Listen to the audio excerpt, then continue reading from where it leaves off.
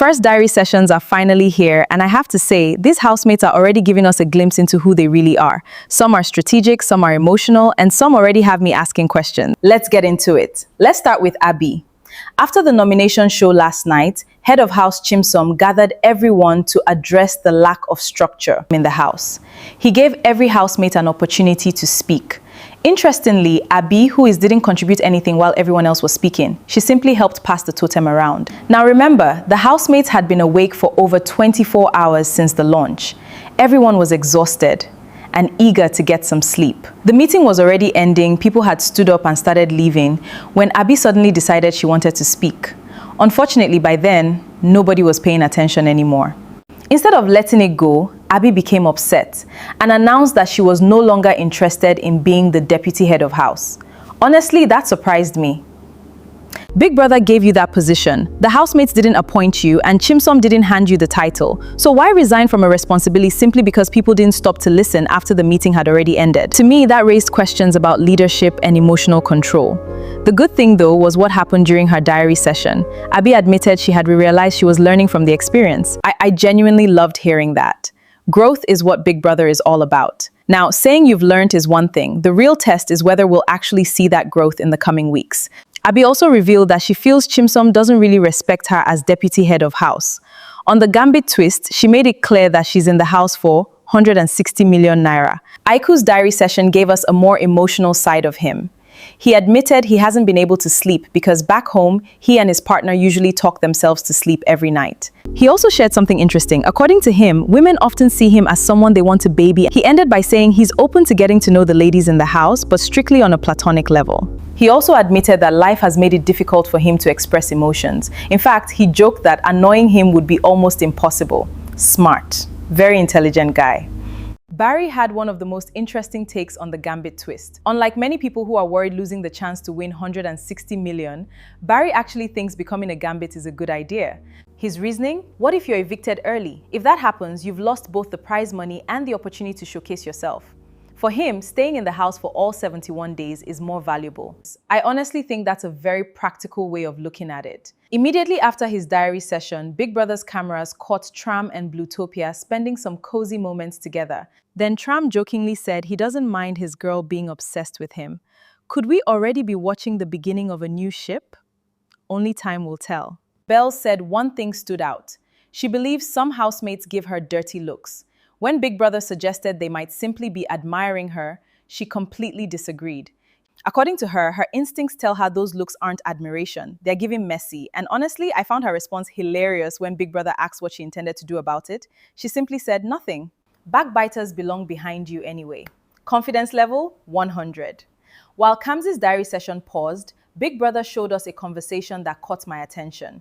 Sheba said she entered Big Brother expecting absolutely nothing from anyone. She doesn't expect kindness, she doesn't expect loyalty. Because according to her, everyone came into the house with one goal, to win. So whatever anyone does won't offend her. Then she dropped what might be one of my favorite quotes so far.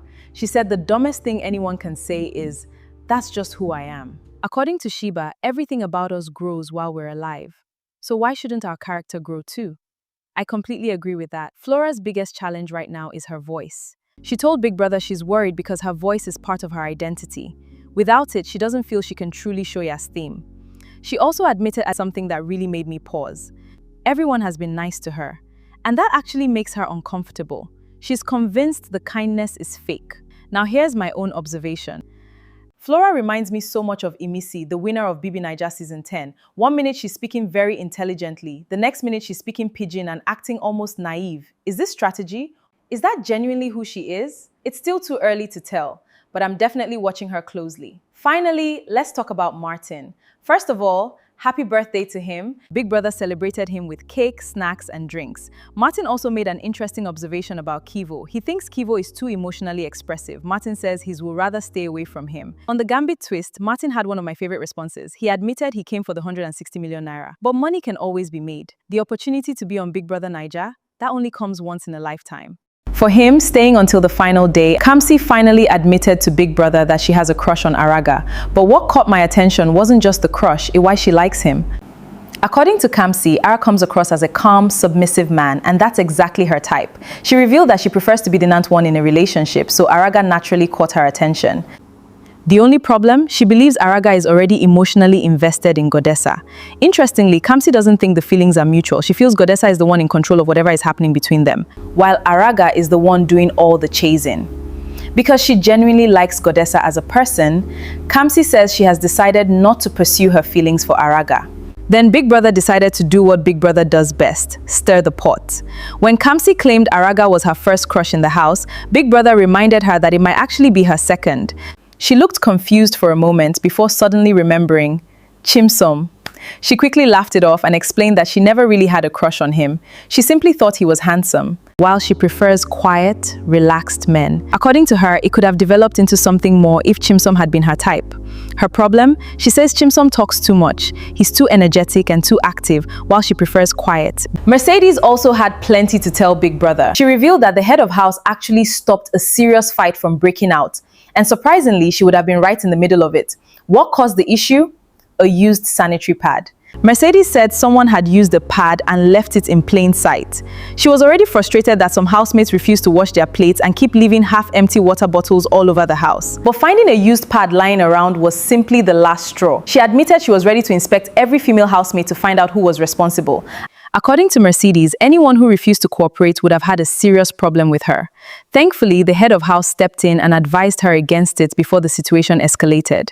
Mercedes also opened up about the housemate who has impressed her the most. Her answer? Aiku. She described herself as a sapiosexual, explaining that intelligence is one of the biggest things she finds attractive. She admitted that when you first look at Aiku, you may not immediately realize how intelligent he is.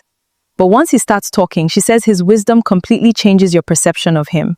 Mercedes also reflected on Martin's birthday celebration. She thanked Big Brother for giving her the opportunity to perform during the birthday celebration. According to her, viewers have only seen one side of Mercedes so far. Then came one of the biggest conversations of the day. The fallout between Neche, Nomi, and Ricky. Neche was the first to enter the diary room to explain what happened. She suggested there might be more to Nomi's reaction than people could see on the surface. But when Nomi entered the diary room shortly afterward, she gave a completely different version of events. According to Nomi, everyone was trying to sleep when Neche and Ricky were having a loud conversation inside the bedroom. Since people couldn't rest, she politely asked Ricky to leave the room. Instead of leaving, Ricky allegedly challenged her. "What are you going to do about it? Come and drag me out." Nomi couldn't believe a grown man was daring her to physically remove him from the room. Things became even more heated when Neche stepped in. According to Nomi, Neche questioned why she was asking her guests to leave, and hinted that there was something deeper behind Nomi's reaction. Nomi immediately took offense. She wondered if Neche was trying to suggest she was jealous. She insisted she wasn't. In fact, she claimed she had openly supported whatever friendship or relationship Neche and Ricky were building. She even reminded viewers that Neche had previously insisted no man would ever be allowed on her bed, because she knew what it took for a man to earn that privilege. So seeing Neche become protective of Ricky completely surprised her. As the argument escalated, other housemates stepped in. Temi tried calming everyone down. Cassie eventually led Nomi away from the scene so she could cool off. But according to Nomi, that's where the hypocrisy began. She said the very same housemates who praised her reaction the previous night suddenly changed their tune the following morning. Now they were saying nobody owns a bedroom and anyone can sleep wherever they like. She felt they were being completely two-faced. The confrontation didn't end there. Later that night, while Nomi was armed herself, Ricky approached her to settle things. She refused because she knew she was still angry. But according to her, Ricky moved right into her personal space, standing face to face with her while demanding, "Who do you think you are to tell me to leave the room?" Nomi admitted she lost her temper. She said she insulted him and later felt guilty because, in her words, she's a child of God. But she maintained that she would tolerate someone invading her personal space that way.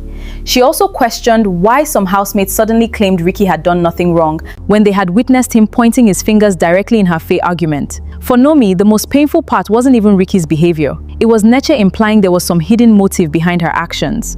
She couldn't understand why someone she considered a friend would suggest she was reacting out of jealousy. One thing is certain, these diary sessions are revealing far more than the housemates realize. Crushes are becoming public, friendships are being questioned, tempers are rising, and alliances are already beginning to shift. If this is only the first week, then the drama is just getting started. Don't forget to like, subscribe, and share this video with your fellow BBNaija fans. This is reality TV Unpacked. We watch, we analyze, we talk. Until next time, bye guys.